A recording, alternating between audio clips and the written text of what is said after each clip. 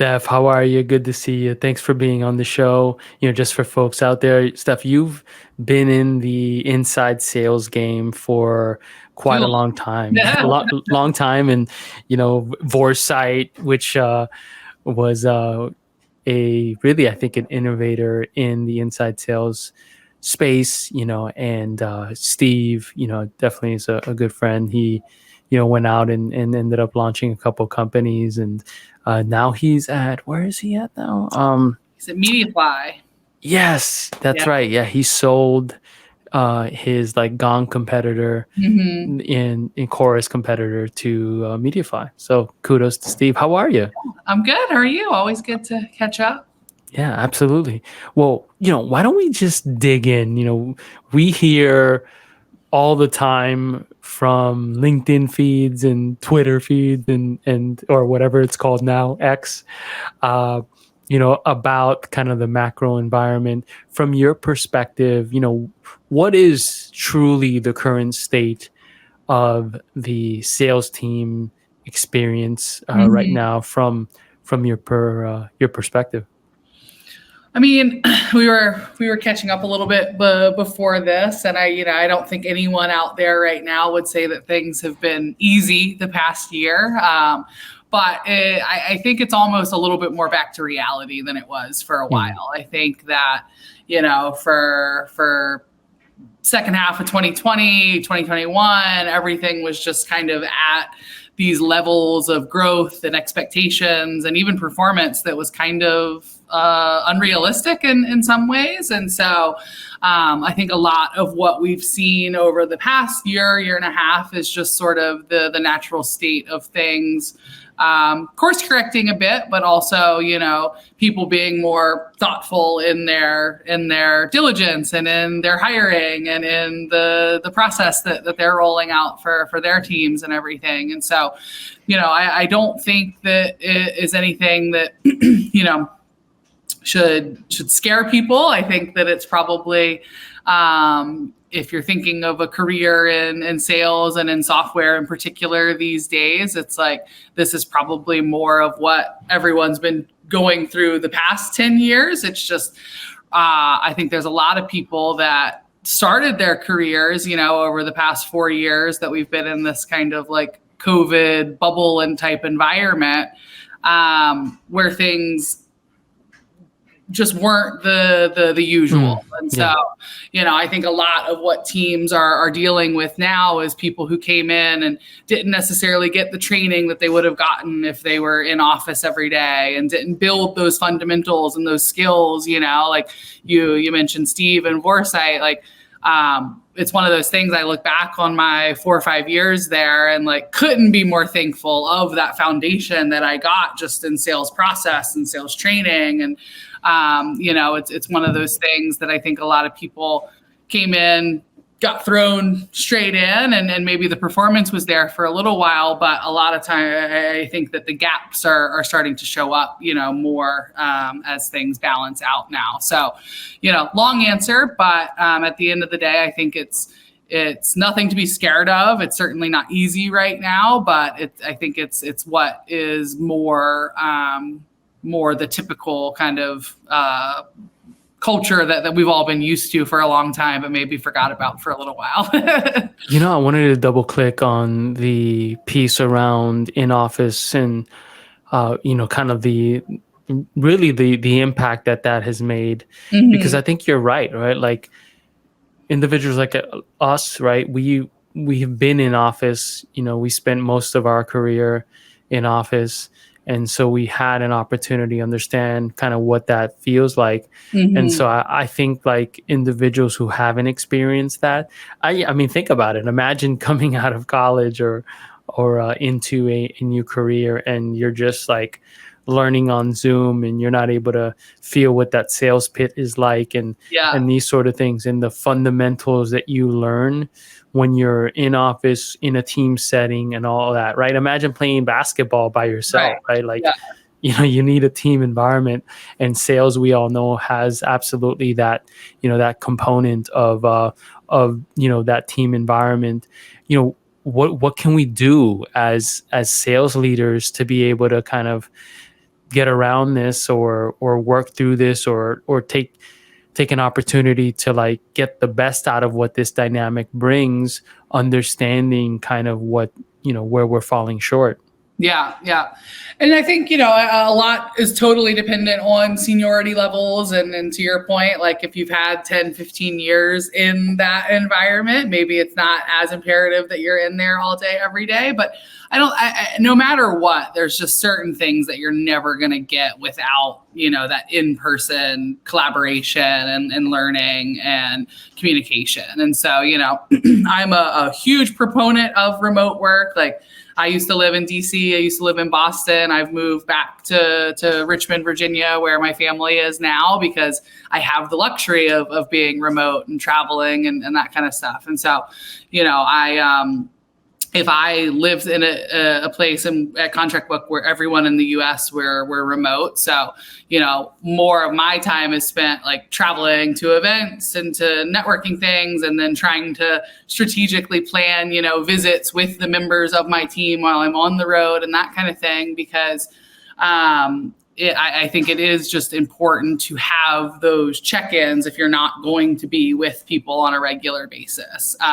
If I lived in New York, if I lived in Boston, I would love to be able to go into an office a couple days a week and keep the flexibility of remote work and remote life, but also, get some of what I feel like you do sometimes miss out on.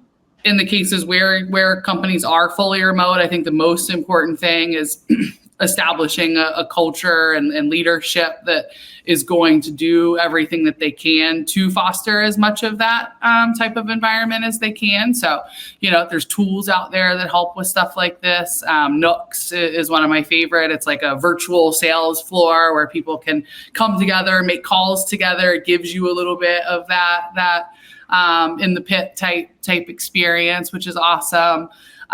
Or, just simple things like getting on Zoom with your team while they're making calls and joining calls with them, and just trying to get as much of that exposure, to them on a daily basis that you would if you were all in the same place. So stuff like that. If you're not, at a company that's spending budget and money on office space, I feel like there's no reason that you shouldn't be doing at least quarterly meetups, and getting people together to have those moments and bonding type experiences, and just keeping open, transparent communication lines with everyone on your team. That's important no matter what, but especially, when you're not right there with them in person every day. Yeah. I think a lot about the impact on just the individual that remote work has, especially with something that is so high pressure, right? As sales. I mean, when you're by yourself and you're not motivated, because we're humans, right? We're not robots, right? And there's moments where we don't have the same energy for whatever reason, and or maybe your day's not going well, right? Your meetings are not going the way you would have expected, etc. And being able to have people around you that are crushing it maybe that day and are able to uplift you, or not crushing it, right? And you can sort of empathize with each other and go, all right, let's rally, let's go for it, right? I think those are some of the things. And you mentioned Nook. So, there are those virtual environments. I wonder how much of an impact that has being a virtual environment versus in person, just some things that come to mind. Yeah. And, Nooks in particular, they've got a couple of different facets to what they're doing. So I don't think it's all necessarily correlated just to doing things as a group or anything. There's also the power dials and whatever. But, we've seen drastic differences comparing AB, using something like that. But I think a lot more of it is kind of the intangibles than anything. It's like, oh, well, hey, like maybe try this next time. And of course, like everyone has the recording tools and all of that at this point. I don't think any business could survive without a gong or a chorus or something like that. But it's very different to review something, a day later, a week later, whatever, versus kind of in the moment with someone to get that instant feedback and like even ideas for, what they send as a follow-up, that kind of thing. So I love as much of the in-person vibe that you can give to the remote work. For sure. Well, let's talk a little bit about meetings and particularly top of the funnel booking of meetings. It's no surprise, right? Like over the last several years, we've had tools that have really sort of changed the way that we and the efficiency that we can sort of deploy at the top of the funnel. And outbound they've been talking about it for a while now, like are these tools out there, the automation tools, really sort of cannibalizing outbound? And it's tougher these days, it seems like, than ever before. I remember when I was an SDR,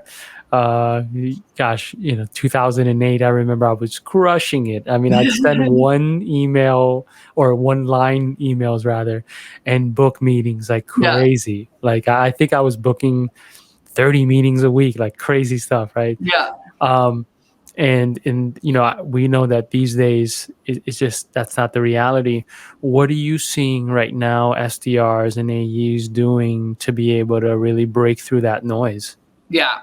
And speaking of Steve and Vorsight again, it's like I think that we were pretty ahead of the curve when it came to a lot of things. Like we were doing sequences before they were called sequences, and we were doing personalized 3x3 research, as much as we could and everything. And so all of these tools, to your point, that supposedly were created to make this job easier and more efficient, at the end result ultimately has made it even harder because everyone in the world started doing the exact same thing. And so, in terms of what's working right now, the answer today is going to be probably different next week, because I think as soon as one person out there gets there on LinkedIn, gets on a show like this and starts talking about what's working, it kind of stops because people are just so immune and so deaf to it all at this point. But at the end of the day, like, it has to be personal. It has to be relevant. It has to break through the 8 other emails that they got while they were on their previous meeting, And so whatever you can do to stand out from that noise, that's what's going to get noticed. So, if you're sending an email, follow it up with a voicemail on LinkedIn where they might not get as many of those, omni-channel approach. There's a lot of things to try, but I think, most of the BDRs especially, but also the AEs that I see being really successful with like top of funnel at this point are running it almost like a marketing campaign, that guerrilla warfare marketing style, like social selling, dark selling, all of that kind of stuff that you know way more about than I do. But that's what makes the difference. I don't think that anyone, managing a pipeline and SalesLoft or outreach and just dumping people into cadences at this point are going to see much success. Yeah, that makes total sense. Well, there's been a lot of talk about AI the last year. It's interesting, right? Like AI explodes, the market implodes, right?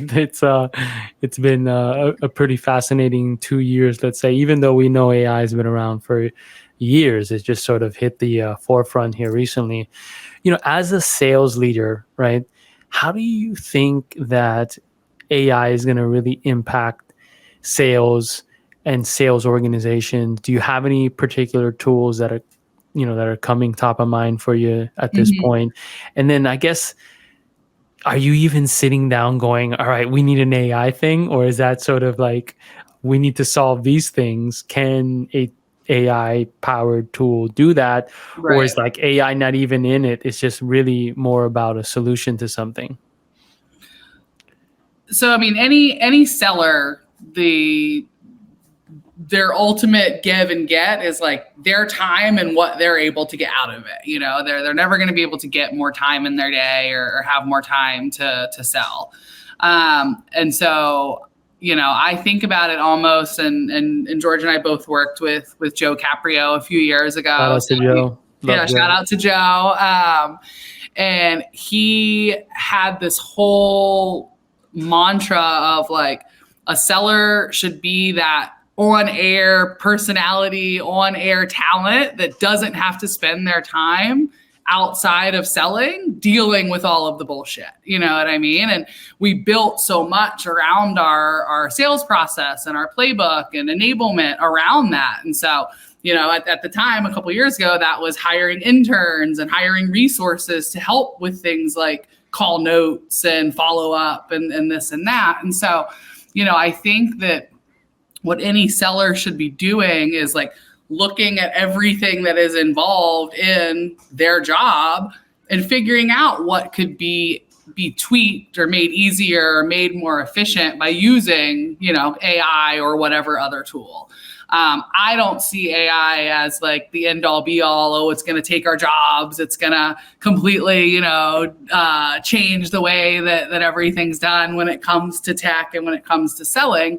But I certainly see where it can create, you know, efficiencies at scale if you use it the right way. And it doesn't necessarily mean going and investing in tons of new tools or things like that. But, you know, summarizing call notes or, you know, helping you prep your talking points or research the company beforehand, like all of those little things that, you know, don't take a ton of time and aren't all that complicated. But if you're doing them 5, 6, 7 times a day, like, and you can make that time cut in half and get the information digestible in a way that you can use it, I think that's what people should really be thinking about when it comes to AI. Awesome. Steph, thank you so much for being on the show and just, you know, sharing your insights. If folks wanted to follow you on social media or, you know, maybe there are roles at your organization that'll open up here in the future and you want to share those listings or maybe just some of your insights, what are the best, you know, channels or URLs to reach you? Yeah, so LinkedIn's probably the best. I'm on there as Steph Sanders. I'm at a company called Contractbook, so I'm sure you can find me there. My LinkedIn is just Steph D. Sanders at the end. So that's pretty easy. My email is also very easy. It's sds@contractbook.com, and would be happy to connect and chat with anyone who's listening. Awesome. Well, have a great day and thanks so much. You too.